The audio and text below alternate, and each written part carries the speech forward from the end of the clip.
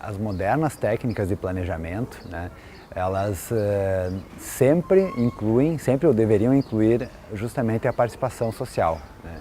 E isso parece uma coisa simples, parece algo retórico, mas na verdade é o que está acontecendo aqui, né?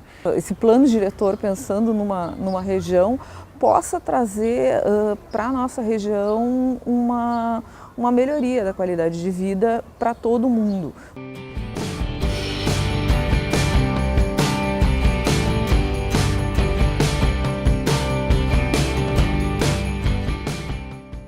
A grande preocupação é, tu tem um grupo da universidade que é um grupo de doutores, é um grupo de gente que estuda e de gente que olha para a região a partir de um conhecimento que é um conhecimento urbanístico, né?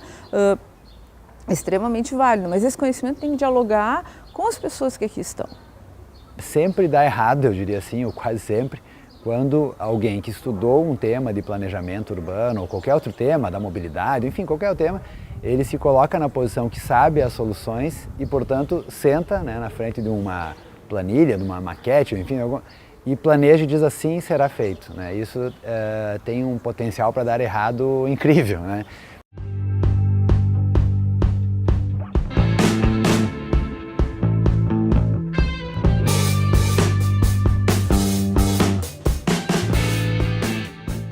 Então, necessariamente, eu acho que hoje a gente precisa entrar numa dinâmica que use o potencial da gestão pública, mas, ao mesmo tempo, o incentivo da gestão pública para a iniciativa de comunidades ou grupos ou coletivos que queiram também fazer de uma outra forma. Então, a flexibilização um pouco também da questão da lei orgânica do município, ela precisa também ser trabalhada nesse sentido. Tem que ser um processo onde a população tome a frente e realmente tome esse planejamento na mão para que isso vire uma gestão colaborativa. O que a gente tem hoje no Vila Flores é um exemplo do que a gente pode fazer, né? Mas também aqui a gente tem um exemplo do quanto tu não consegue ir adiante por falta de incentivo e por falta de investimento social.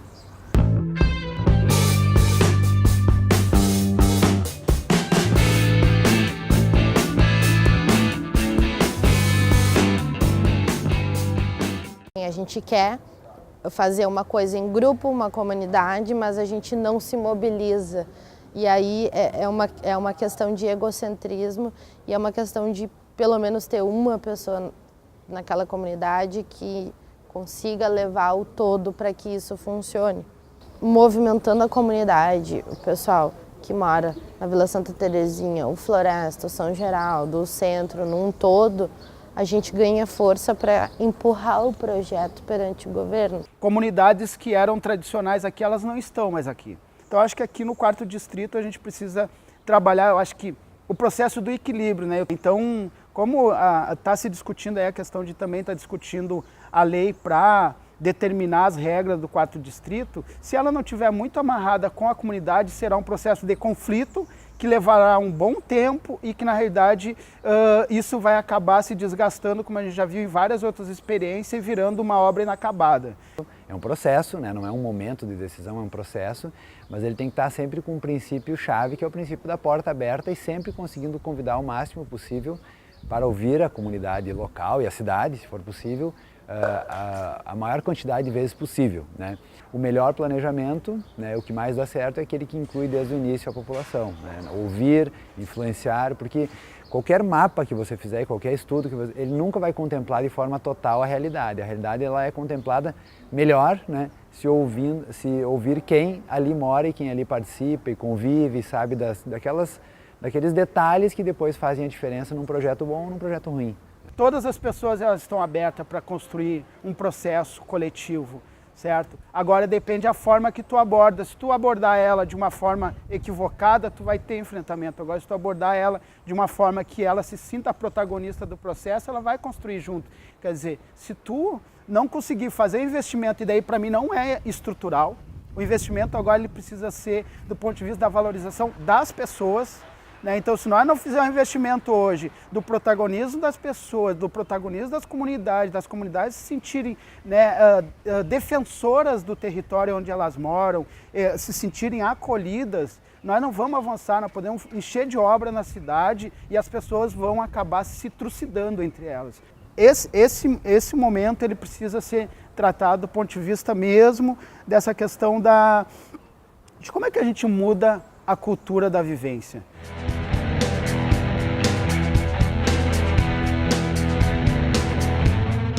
Não tem como você ter uma cidade rodoviarizada e um bairro humanizado do ponto de vista da mobilidade, né? O bairro ele não é uma ilha, as pessoas não vêm, né? Não existe uma bolha aqui no 4º distrito, né? Nos bairros ao redor e que está distanciado da cidade.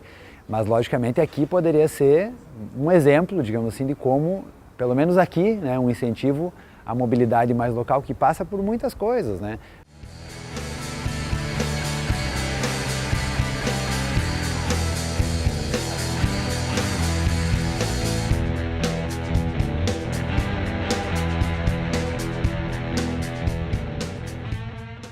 Nos últimos anos, esse aumento descontrolado da frota de veículos, né, tanto automóveis quanto motocicletas, acabou por literalmente entupir as nossas cidades, né, de todos os portes, e ocasionando os vários tipos de problemas, como os congestionamentos, o aumento dos tempos de deslocamento entre casa, trabalho ou para estudos, né? Não é um problema exclusivo para Porto Alegre, né? Todas as cidades no Brasil, sejam elas de pequeno, médio ou grande porte, elas têm enfrentado bastante os problemas de mobilidade urbana. O planejamento da cidade está voltado ao uso do automóvel, ou seja, tu acaba fazendo as cidades 3D, que a gente chama, que são dispersas, desconectadas e distantes. Eu acho que a cidade não está preparada para tanto carro como tem hoje, cara. Não estão preparados para a quantidade de carro que tem hoje. Uma viagem que era para demorar 20, 30 minutos no máximo, acaba demorando 1h10. Quanto mais espalhada é a cidade, mais difícil é tu atender elas com um bom transporte coletivo. Elas estão muito espalhadas, então tu precisa esticar a tua linha de transporte coletivo, tu precisa aumentar o headway, né, que seria o tempo entre cada ônibus passando, e a demanda vai ser menor. Tu vai ter uma linha que é mais comprida, com um tempo de deslocamento menos confiável, né? Passando aí por todas as ruas congestionadas, as grandes artérias da cidade, e isso acaba por deixar o transporte coletivo mais ineficiente, aumentar o custo da tarifa e por fazer as pessoas optarem pelo uso do transporte individual, né?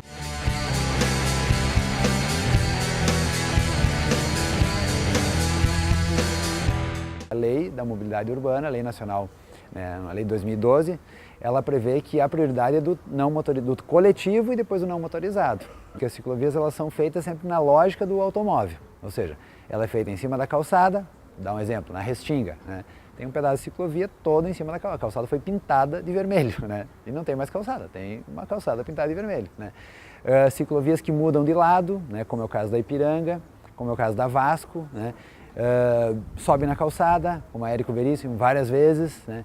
Então acabam sendo ciclovias que, quando chega no momento chave da decisão de priorizar o ciclista em detrimento do veículo automotor, ali se prioriza o veículo automotor. Então faz o ciclista subir na calçada, faz o ciclista apertar um botão e reduz ele a uma condição de pedestre. Então, uma série de quebras de fluidez do ciclista. Então o ciclista acaba sendo penalizado, né, com uma menor fluidez do que o carro, né?